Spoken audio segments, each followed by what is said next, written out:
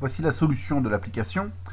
Donc on a tout en bas la phase solide qui contient ici du cuivre et de l'or miscible. Donc il y a une phase solide avec les deux dans la même phase. Ça on le voit parce qu'on reconnaît le type de diagramme ici. C'est un type de diagramme certes non idéal mais de deux composés complètement miscibles. En haut le liquide. Et puis entre les deux fuseaux ici, liquide plus solide, avec à chaque fois le liquide et le solide qui sont des mélanges d'or et de cuivre, mais qui forment une seule phase, soit liquide, soit solide. Ensuite, pour le point de composition 0,35 et de température 950 degrés, c'est le point ici qu'on va appeler G, parce que c'est le point de composition globale 0,35. Quand on demande quelles sont les compositions des deux phases en présence à ce point-là, on utilise le théorème de l'horizontale à 950 degrés. Donc on trace la droite horizontale dans la zone diphasée. Ici, à l'intersection avec le liquidus, on place le point L. Et ce point L, sa composition, ce sera la composition de la phase liquide, donc qui est ici d'environ 0,42. Et à l'intersection avec le solidus, on place le point S, dont la composition est la composition de la phase solide, donc 0,18. Une fois qu'on a appliqué le théorème de l'horizontale, on a donc ces trois compositions, la composition globale, la composition de la phase solide et de la phase liquide. Et on peut utiliser le théorème des moments pour savoir les quantités de phases solides et liquides, ou ici du coup les masses, puisqu'on est sur un diagramme en fraction massique. Donc le théorème des moments, lorsqu'on est avec des fractions massiques, il nous permet d'obtenir la masse totale de liquide qui sera égale à la masse totale du mélange fois le rapport de deux segments. Et donc vous vous souvenez, on avait dit c'est toujours le segment qui ne touche pas le point de la phase concernée divisé par le segment total. Donc ici, le point qui ne touche pas la phase concernée, c'est le segment qui va du solidus jusqu'au point de composition globale G. Et le segment total, c'est toujours du solidus au liquidus. Ce qui fait du coup 0,71 fois une masse de 1 kg, donc ça fait 0,71 kg. Pour avoir la masse totale de phase solide, il suffit de faire masse totale du mélange moins masse de phase liquide et on obtient donc 0,29 kg. Donc vous voyez qu'ici, à part le fait qu'on l'a appliqué avec un théorème des moments, avec des masses et pas avec des quantités de matière, on retrouve exactement les mêmes raisonnements que les diagrammes binaires liquide-vapeur. Grand 3, miscibilité nulle ou partielle à l'état solide. Bon, ça c'est finalement quand même le cas le plus fréquent, à part dans le cas d'un alliage où on arrive vraiment à avoir un mélange intime et où on dit qu'on a une solution solide, en général les solides ne sont pas solubles entre eux. Et donc on a immiscibilité totale. Alors oublions pas quand même que dans ce chapitre, ça parle vraiment du solide, puisqu'on considère qu'on a toujours miscibilité totale à l'état liquide dans ce chapitre. Alors commençons par le cas d'une miscibilité nulle à l'état solide, ce qui est le cas des mélanges d'aluminium et de silicium. On voit que l'allure du diagramme est assez similaire à ce qu'on avait vu dans les diagrammes liquide-vapeur pour les liquides non miscibles. Alors ce qui va changer, c'est le vocabulaire. Donc on retrouve la courbe de liquidus en haut, de solidus en bas, et puis le point ici, qui dans le cas des diagrammes liquide-vapeur était appelé le point hétéroazéotrope, cette fois on va l'appeler le point eutectique. Donc un vocabulaire à retenir. Pour vous entraîner, placez sur le diagramme les phases présentes dans chacune des zones et dessinez les courbes de refroidissement pour des mélanges de différentes compositions. Donc pour un mélange de 0,05 en composition en silicium, pour un mélange qui est pile sur le point eutectique, donc de composition 0,127, et pour un mélange de composition 0,5. Voilà. Je vous laisse mettre pause sur la vidéo pour vous entraîner à faire ça, donc dessiner ces courbes de refroidissement, et je donne le résultat dans quelques instants.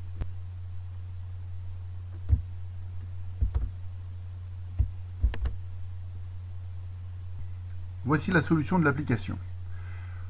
On a en haut, pour les températures élevées, la phase liquide. En bas, pour les températures basses, attention à ne pas mettre juste une phase solide, il faut bien distinguer une phase aluminium solide plus une phase silicium solide, distinctes, puisqu'ils sont non miscibles. Et puis pour les fuseaux, pour l'intérieur des fuseaux, ici attention également, il ne faut pas simplement marquer solide plus liquide, puisque si on applique le théorème de l'horizontale sur un point, on voit qu'on va avoir d'un côté de l'horizontale l'intersection avec le liquidus, et donc de la phase liquide qui est un mélange, et de l'autre côté de l'horizontale, on arrive ici sur du silicium pur. Donc dans ce fuseau-là, il n'y a que du silicium plus du liquide, et dans ce fuseau-là, que de l'aluminium et du liquide. Le liquide, par contre, contient les deux. Hein, c'est un mélange d'aluminium et de silicium. Ensuite, pour les courbes de refroidissement, donc on part de ces trois points-là. Un point ici où on va du coup croiser la courbe de liquidus en L1 et la courbe de solidus en S1. Pour 0,127, on va partir d'en haut et on va simplement croiser le point eutectique, donc qui lui est souvent noté E sur les diagrammes. Et puis pour la courbe de 0,5, on va croiser ici le liquidus en L2 et le solidus en S2. Au niveau de l'allure des courbes de refroidissement, on va retrouver un peu la même allure que ce qu'on avait dans le cas de la non-miscibilité dans les diagrammes liquide-vapeur, c'est-à-dire lorsqu'on croise ici le liquidus, on a rupture de pente, mais on n'a pas de palier, parce qu'on a encore une variance réduite supérieure à 0. Par contre, comme on a un phénomène de solidification exothermique qui commence, la pente est moins importante. Et par contre, quand on arrive au solidus, là on a un palier, puisque si vous calculez la variance réduite à cet endroit-là, comme le mélange est triphasé, on se retrouve avec une variance réduite de 0. Donc, et après, donc une variance réduite de 1, on peut retrouver une diminution de température rapide après, puisqu'il n'y a plus de processus de changement d'état. Pour la courbe correspondant pile à la composition de l'eutectique, il n'y a pas de rupture de pente. On a directement au départ un refroidissement rapide, puis un palier, puis un refroidissement rapide. Et pour la troisième courbe, eh bien, on a également une rupture de pente, comme pour la première, sauf qu'elle intervient au point L2. Et on a un palier quand on arrive sur le solidus.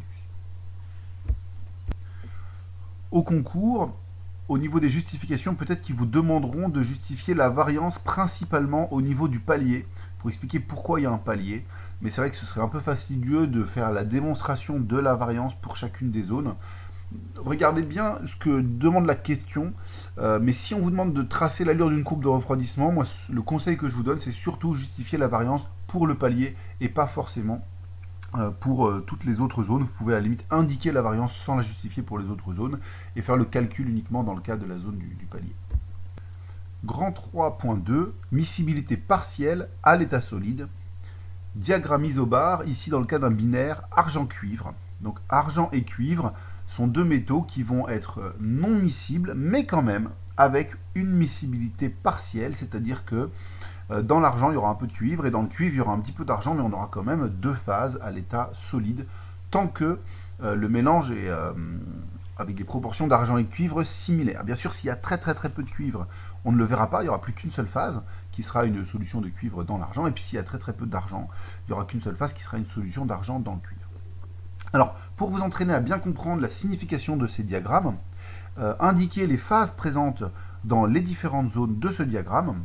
Normalement, vous devriez retrouver ça. Utilisez la notion de solution solide et de solution solide saturée lorsqu'elle est saturée. Essayez de faire ça par vous-même en mettant pause sur la vidéo et je donne la solution dans quelques instants. Voici la solution. Alors, ici, il faut être bien précis dans la manière dont vous nommez les choses, parce que si vous n'utilisez pas le bon vocabulaire, si ce n'est pas clair, eh bien, ça vous sera reproché. Donc, dans la zone A, premièrement, comme on voit que c'est une zone qui est à gauche de la courbe de démiction, hein, pour rappel, cette petite courbe là qui va jusque là, c'est la courbe de démiction, qui est aussi ici la courbe de démiction. Et par contre, ensuite, ce qui est au-dessus de la courbe de démiction, hein, ça c'est le solidus. Donc, comme on est ici à gauche de la courbe de démiction, dans le domaine A, ça veut dire qu'on a une solution solide, qu'on peut appeler S1, et c'est une solution de cuivre, qui est le soluté, dans l'argent, qui sera ici le solvant solide, en quelque sorte. A l'inverse, dans la partie B, on est à droite de la courbe d'émission, donc on est bien aussi dans une solution solide, qu'on va appeler S2, et c'est une solution d'argent dans le cuivre. Donc l'argent est le soluté, le cuivre est le solvant solide ici. Et quand on est dans la zone entre les deux, à C, donc là on est au milieu du domaine de démiction, donc c'est-à-dire ici c'est non miscible, mais attention, il ne faut pas écrire argent solide plus cuivre solide. Il faut écrire que c'est la solution 1 saturée, solide, plus la solution 2 saturée, solide, qui sont non miscibles entre elles. Puisque ce n'est pas de l'argent pur et du cuivre pur. C'est de l'argent contenant un peu de cuivre, plus du cuivre contenant un petit peu d'argent, et ces deux phases solides sont non miscibles. On n'oublie pas le petit saturé ici, pour dire que l'argent, on a mis en solution dans l'argent le maximum de cuivre possible. Et on a mis dans le cuivre le maximum d'argent possible. Donc c'est pour ça qu'elles sont saturées. Ensuite, pour les domaines D et E, on utilise le théorème de l'horizontale. Donc si je place un point au milieu du domaine D, je vais revenir un peu en haut, si je place un point dans le domaine D, et que je fais l'horizontale, je vois que à gauche, je touche la solution solide A, et à droite, je touche le domaine liquide. Donc F, c'est le domaine où les deux liquides sont miscibles. Hein. Ici, on ne dira pas S1 liquide plus S2 liquide. Hein. On dira argent liquide plus cuivre liquide. Mais, enfin non, pardon, oui c'est bien ça. Argent liquide et cuivre liquide, donc mais miscibles entre eux. Et donc D, on a d'un côté le liquide, de l'autre côté la solution S1. Pour E, avec le théorème de l'horizontale, on a d'un côté le liquide et de l'autre côté la solution S2. Autrement dit, on écrira que dans D, on a S1 plus liquide, dans E, on a S2 plus liquide, et puis dans F, on a liquide. Ici, je viens de me rendre compte que j'ai fait une erreur sur le polycopier, puisque j'ai écrit SAT. Et ici, pour D et E, S1 et S2 ne sont pas saturés, hein, puisque on n'est pas en contact avec la courbe de démiction. Donc ici, il ne faut pas mettre le saturé, il faut juste mettre S1 solide plus liquide, S2 solide plus liquide. Grand 3.3, étude structurale des cristaux par micrographie. Des fois, on pourra vous montrer des clichés ou des schémas de clichés qui sont obtenus par micrographie, qui est une technique qui consiste à faire une photographie à échelle très petite d'un échantillon pour essayer de voir s'il y a plusieurs phases ou pas dans le mélange solide. Donc, le piège de la micrographie, et ici on va le voir dans le cas d'un mélange cadmium-bismuth, il est celui-ci. Donc si on imagine qu'on photographie du cadmium pur, donc ça va donner par exemple des cristaux qui auront cette allure-là, et si on imagine qu'on photographie du bismuth pur, ben, c'est des cristaux qui auront un autre aspect. Si les deux composés sont non miscibles à l'état solide, normalement on devrait obtenir, quand on mélange du cadmium et du bismuth, voilà, un mélange de cristaux un peu de cette allure-là et de cristaux de cette allure-là. Mais si on les mélange ensemble pile à la composition du mélange tectique, le point E, eh bien ce qui se passe au niveau du mélange tectique, c'est que les cristaux forment ce qu'on appelle des microcristaux enchevêtrés. Autrement dit, il y a des minuscules cristaux de cadmium et des minuscules cristaux de bismuth qui sont alternés de façon si fine que même en micrographie, on a l'impression de voir une seule phase. Donc en fait, il faut faire attention à ça. Si vous avez du cadmium pur, du bismuth pur, et puis que le mélange tectique, on vous montre une photo et on vous demande est-ce qu'ils sont parfaitement miscibles, en fait, eh bien, sur la photo, vous pourrez avoir l'impression que c'est le cas, mais finalement, ce ne sera pas le cas. Si on vous dit qu'ils sont non miscibles, mais que ça a l'air complètement miscible, c'est qu'on est pile au mélange eutectique, puisque à ce mélange-là, les cristaux sont parfaitement alternés, enfin il y a des microcristaux parfaitement alternés qui fait que ça ne se voit pas. Et on a l'impression qu'on a une seule phase. Alors qu'en fait non, c'est deux phases, mais bien mélangées. Par contre, si jamais on est sur une composition où il y a plus de cadmium que la composition de l'eutectique, on devrait voir normalement le mélange eutectique donc qui forme une sorte de fond homogène. À l'œil nu, en fait, il est hétérogène, mais à l'œil nu, il semble homogène. Et dans ce mélange, voir des gros cristaux qui sont qui représentent le cadmium en excès par rapport à la composition du mélange eutectique, qui forment vraiment des gros cristaux de cadmium qui semblent répartis de façon un peu aléatoire au milieu de ce mélange. Si on a également, donc, dans une composition où il y aurait plus de bismuth que la composition de l'eutectique, eh bien vous verrez le fond de l'eutectique et puis des gros morceaux de bismuth, de cristal de bismuth pur, qui seront en quelque sorte noyés dans l'eutectique et qui pourront être aperçus. Voilà. Donc ça c'est un truc à bien comprendre avec ce petit piège que l'eutectique semble être une seule phase alors qu'en fait c'est deux phases enchevêtrées. Si vous voyez comme ça des clichés de ce type-là, bah là c'est typique de deux liquides, de deux solides qui sont en fait non miscibles mais qui forment un eutectique.